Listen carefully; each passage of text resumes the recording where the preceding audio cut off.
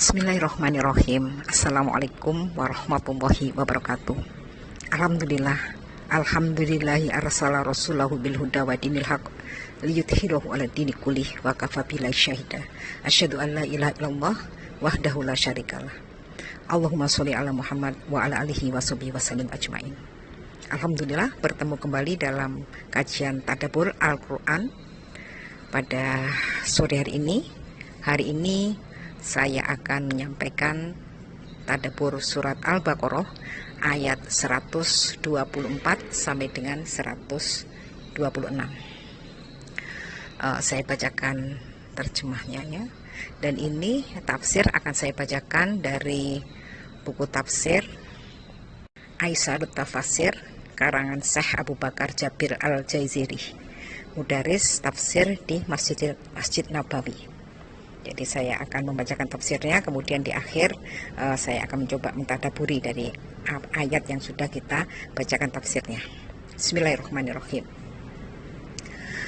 Dan ingatlah ketika Ibrahim diuji Tuhannya dengan beberapa kalimat, lalu dia melaksanakannya dengan sempurna.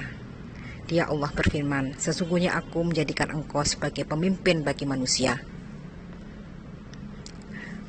Dan Ibrahim berkata, dan juga dari anak cucuku. Qala wa min zuriati. Jawab Allah, qala la yanalu ahdidz zalimin. Dan juga Allah berfirman, benar, tetapi janjiku tidak berlaku bagi orang-orang yang zalim.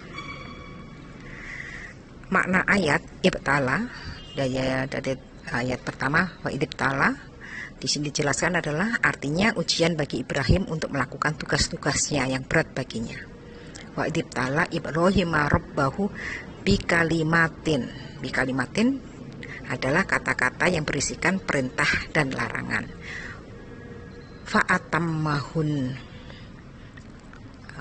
Ini diartikan di sini dari tafsir adalah melaksanakan tugas-tugas itu secara sempurna ya. Jadi Nabi Ibrahim manakala diberi tugas, dia bisa melaksanakan tugas-tugas itu secara sempurna. Kemudian Allah berfirman, qala ini ja'ilu kalinasi imamah, sesungguhnya aku menjadikan engkau sebagai pemimpin bagi seluruh manusia. Kemudian Ibrahim berkata, qala wa min zuriati, dan juga dari anak cucuku gitu ya. Nabi Ibrahim menginginkan anak cucunya juga jadi pemimpin. Kemudian Allah menjawab, qala la yanalu ahdidz zalimin. Allah berfirman, benar, tetapi janjiku tidak berlaku bagi orang-orang yang zalim. Dalam tafsir Aisarut Tafasir, makna ayat, setelah perdebatan panjang yang terjadi antara Rasulullah SAW dengan dua kelompok ahli kitab Yahudi dan Nasrani dan juga orang musyrik pada ayat-ayat sebelumnya, Allah Ta'ala menyuruh Rasulnya untuk mengingat ujian yang diberikan kepada kekasihnya Nabi Ibrahim berupa perintah-perintah dan larangan-larangan. Maka beliau melaksanakan semua perintah Allah dengan sebaik-baiknya, sehingga Allah memberikan nikmat kepadanya dengan nikmat yang paling besar, yaitu menjadi pemimpin bagi manusia.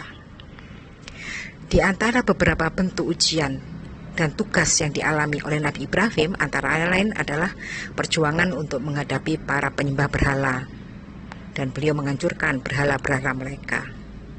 Kemudian ujian berupa hijrah meninggalkan negerinya, juga tugas berupa perintah untuk menyembelih putra kesayangannya Ismail melalui mimpinya sebagai bentuk pengorbanan kepada Allah. Kemudian juga membangun Ka'bah, berhaji, dan menyeru umat manusia untuk berhaji ke Baitullah. Hal itu semua pantas menjadikannya sebagai pemimpin dan teladan bagi seluruh manusia. Semua ini merupakan jawaban atas pengakuan tiga kelompok manusia.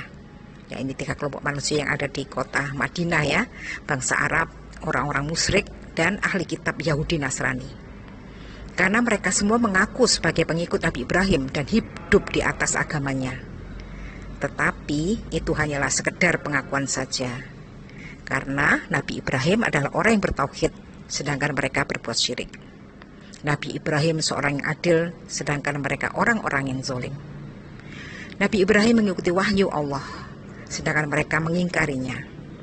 Mereka mendustakan wahyu. Pada ayat ini nampaknya keinginan Ibrahim agar kepemimpinan dipegang oleh anak keturunannya, dan ini merupakan keinginan yang baik. Dan memang banyak dari keturunan Nabi Ibrahim yang menjadi nabi-nabi. Oleh karena itu, Allah mewujudkannya pada anak keturunan Nabi Ibrahim alaihissalam sebagaimana keinginannya, kecuali orang-orang yang zalim. Maka Allah mengecualikannya mereka karena tidak pantas mendapatkannya.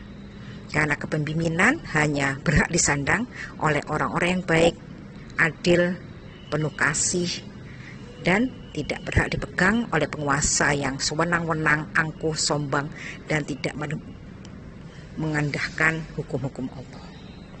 Ini adalah tafsir dari ayat 124. Saya lanjutkan pada ayat 125. Wa idz ja'alnal baita masabata linnas wa amna. Dan ingatlah kami menjadikan al-baita.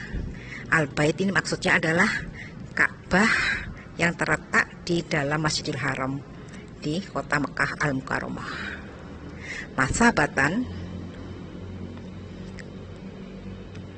Masabah adalah sebagai tempat kembali yang menjadi target tujuan bagi orang-orang yang umroh dan ibadah haji.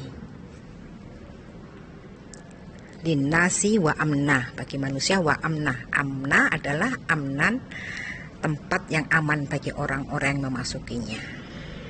Wattakhidhu min maqami Ibrahim mushola, dan jadikanlah makom Ibrahim itu tempat sholat.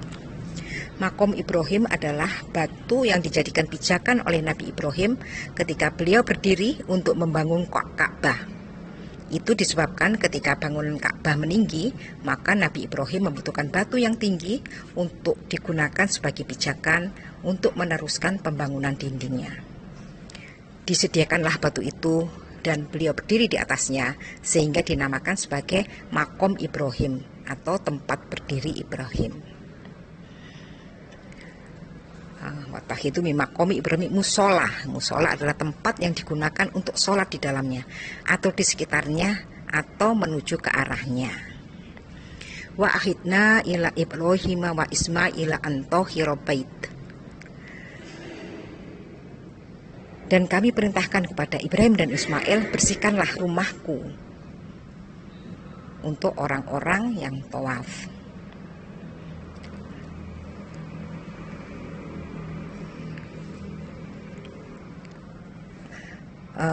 Akhidna jadi artinya adalah kami wasiatkan dan diperintahkan. Tohir bait, membersihkan Ka'bah ya. Wahid maksudnya membersihkan Ka'bah dari kotoran yang nampak, kotoran darah, kencing atau kotoran-kotoran yang bisa disapu, dan kotoran maknawi seperti kesyirikan, bid'ah, dan maksiat. Antohiro bait yalito ifina wal akifina warukai sujud, dan bersihkanlah rumahku untuk orang-orang yang tawaf, orang-orang yang itikaf, orang-orang yang rukuk, dan orang-orang yang sujud. Juga jadi perintah untuk membersihkan tempat itu secara fisik maupun juga secara maknawi.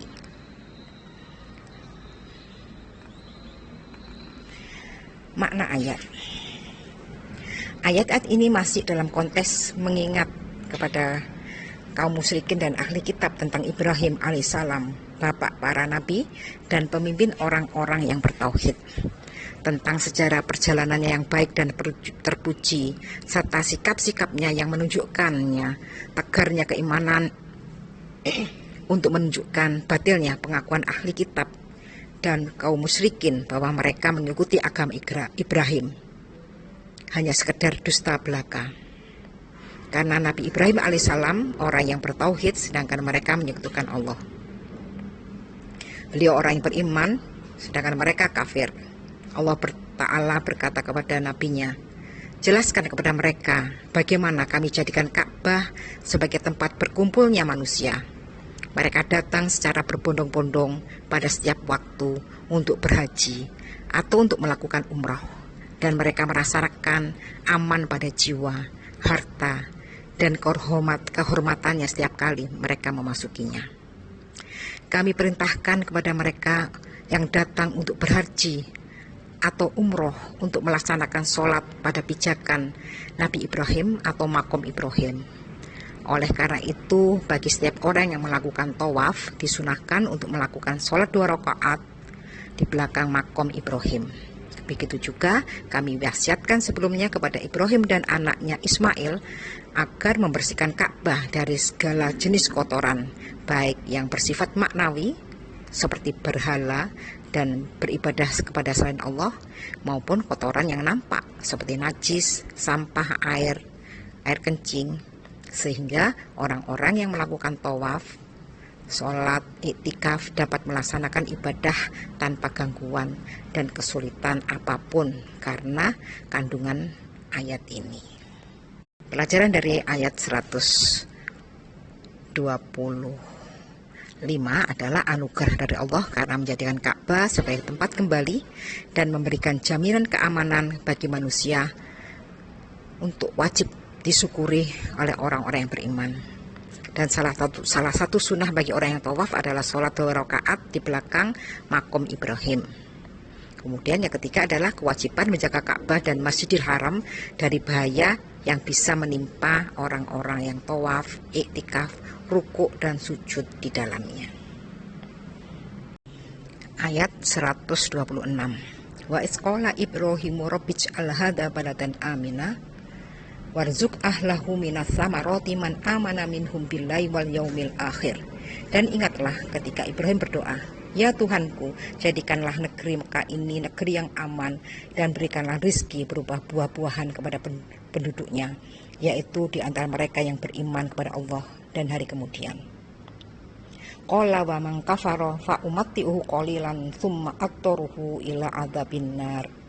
Dan Allah berfirman, dan kepada orang-orang yang kafir akan aku beri kesenangan sementara, kemudian akan aku paksa dia ke dalam azab neraka. Wa bi'sal masir, itulah seburuk tempat kembali. Kandungan ayat dari 126 adalah mengandung perintah Allah kepada Rasulnya untuk mengingat doa Nabi Ibrahim kepada Tuhannya agar menjadikan Mekah sebagai negeri yang aman dan damai bagi siapa saja yang masuk, aman bagi dirinya, hartanya, dan kehormatannya. Juga akan memberikan rizki bagi penduduknya yang mukmin dengan buah-buahan. Sesungguhnya Allah telah mengabulkan doa Nabi Ibrahim. Namun orang-orang kafir tetap mendapatkan rizki di dunia, tetapi haram bagi mereka masuk ke dalam surga di akhirat nanti.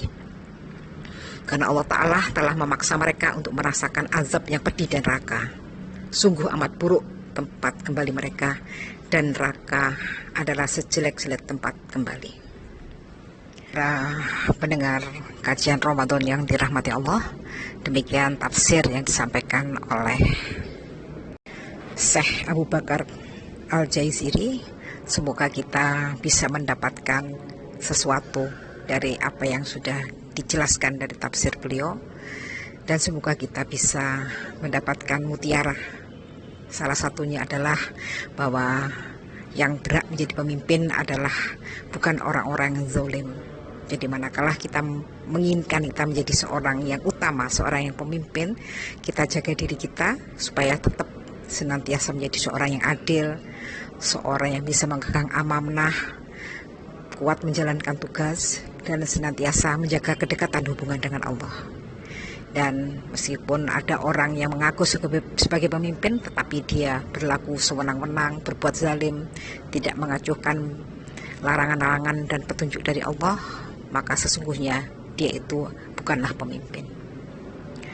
Para pendengar yang dirahmati Allah, mungkin ini saja yang bisa saya sampaikan. Semoga kita bisa menjalani hari-hari kita di hari-hari terakhir bulan Ramadan ini dengan semakin intens, bermunajat kepada Allah, meningkatkan ibadah dan amal soleh. Semoga di Ramadan ini kita sukses mendapatkan ibadah yang semakin meningkatkan ketakwaan kita. Nasrul minallah wa fathun qarib wa basyiril mu'minin. Wassalamualaikum warahmatullahi wabarakatuh.